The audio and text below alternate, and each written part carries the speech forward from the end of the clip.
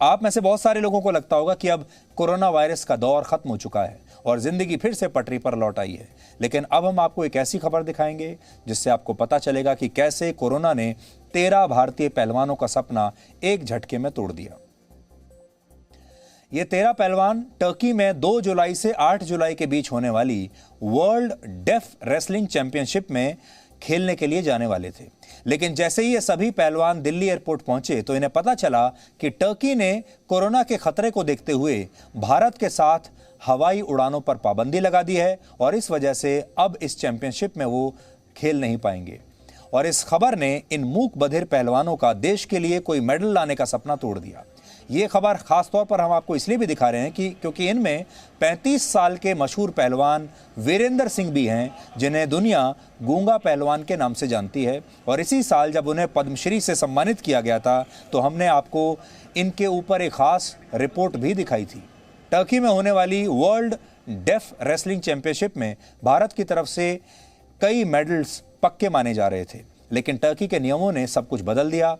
अब अगर ये खिलाड़ी किसी दूसरे देश से होते हुए भी टर्की पहुंचते हैं तो भी इनके लिए वहां 14 दिन का क्वारंटीन करना अनिवार्य होगा और जब तक इनका क्वारंटीन समाप्त होगा तब तक चैंपियनशिप खत्म हो चुकी होगी। यानी इन मूक बधिर पहलवानों के टर्की जाने की संभावना अब ना के बराबर है और इनका ये सपना टूट गया। हालांकि इन खिलाड़ियों ने अब भी कोशिश नहीं छोड़ी है और केंद्रीय खेल मंत्री किरण रिजिजू से इसमें दखल देने के लिए कहा है। आज हमने इसे लेकर एक रिपोर्ट तैयार की है जो आपको जरूर देखनी चाहिए, क्योंकि हमारी पूरी सिंपैथी इनके साथ है, हमारी सहानुभूति इनके साथ है।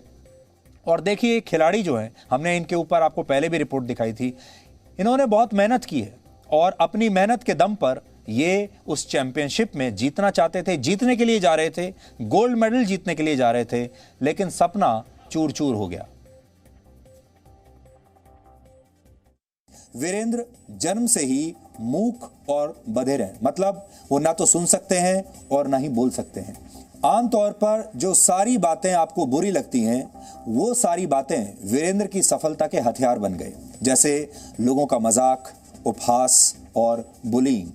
आसपास के सारे लोग उन्हें ताने मारते थे और इसी को उन्होंने अपनी शक्ति बना लिया और इन सब को वीरेंद्र ने अपनी हिम्मत और हौसले में बदल दिया। वीरेंद्र ने लोगों के तानों को तो अपनी हिम्मत और हौसले से हरा दिया, लेकिन मंजिल की राह में अभी मुश्किलें और भी, और ये मुश्किल है वीरेंद्र और उसके साथियों के सामने, जिन्हें deaf and mute world wrestling championship खेलने के लिए टर्की पहुंचना था।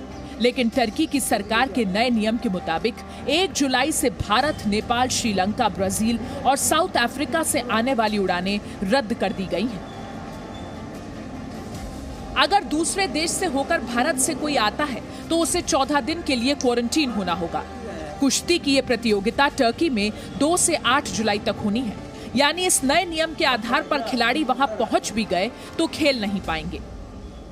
हमारे साथ यहाँ पर वीरेंद्र हैं जो इसी तरह की चैंपियनशिप में कई बार गोल्ड और ब्रॉन्ज और सिल्वर मेडल्स ला चुके हैं। इसी साल इन्हें पद्मा अवार्ड मिलने की भी घोषणा की गई है, लेकिन फिलहाल किसी भी खिलाड़ी के लिए खेल सबसे ऊपर होता है और अगर वो खेल ही नहीं खेल पाए तो उससे बड़ी निराशा कोई नहीं होती। पिछले 4 वर्ष से लगातार मेहनत कर रहे हैं और उनका यही सपना था कि इस बार भी वो देश के लिए गोल्ड जीते और बार बार सोशल मीडिया पे वो लिखते भी रहते हैं कि अब की बार मुझे गोल्ड जीतना ही है और वो लगातार प्रयास करते हैं इसके लिए।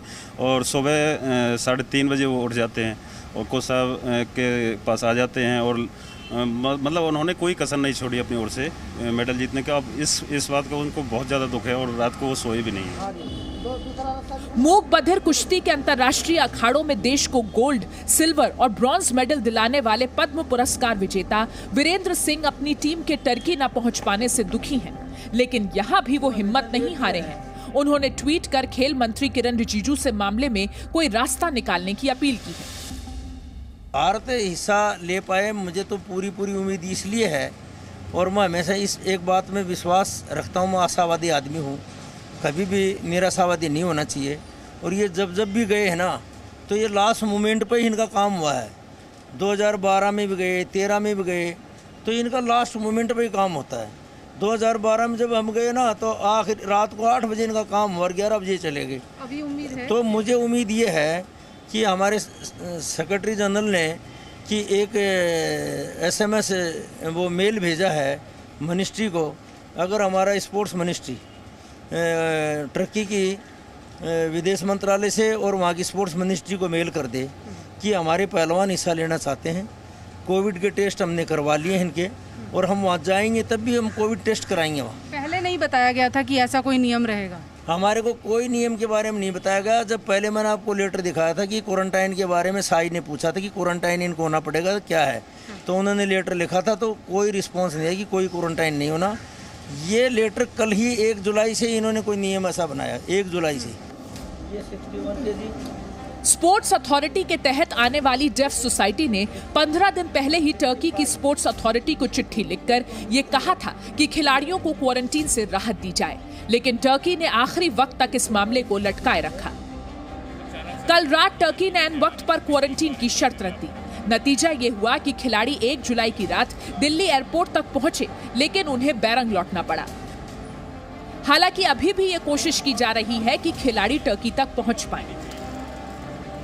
आज किरण रिजिजू हमारे जो स्पोर्ट्स मिनिस्टर है उनको मेल किया हुआ है, डीजी सेक्रेटरी ईडी को हमने मेल किया है, लेकिन अभी तक वहाँ से कोई रिप्लाई आया नहीं है।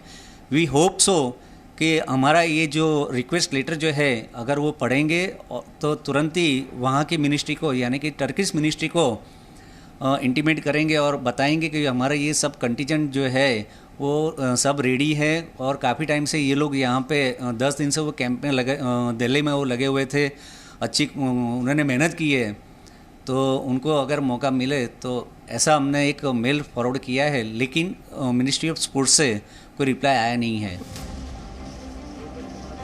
Deaf and mute world wrestling championship में टर्की के अलावा भारत बड़ा दावेदार माना जाता है। खिलाड़ी के लिए खेल के मैदान से बड़ा कुछ नहीं होता। ये लोग बोल नहीं सकते, लेकिन जी न्यूज इनकी जुबां बना है। हमें उम्मीद है कि सरकार इस मामले में दखल देकर भारत के सपनों को पूरा करेगी। अहमदाबाद से अर्पण कायदावाला के साथ दिल्ली से पूजा मक्कड़, जी मीडिया। इन खिलाड़ियों ने कोरोना काल में भी अपनी तरफ से पूरी मेहनत की, पूरा परिश्रम किया, हर दिन प्रैक्टिस की, और आप सोच सकते हैं कि किस तरह इनके सपने आज टूट गए। Presenting B News app, available on Google Play and App Store. Download it now.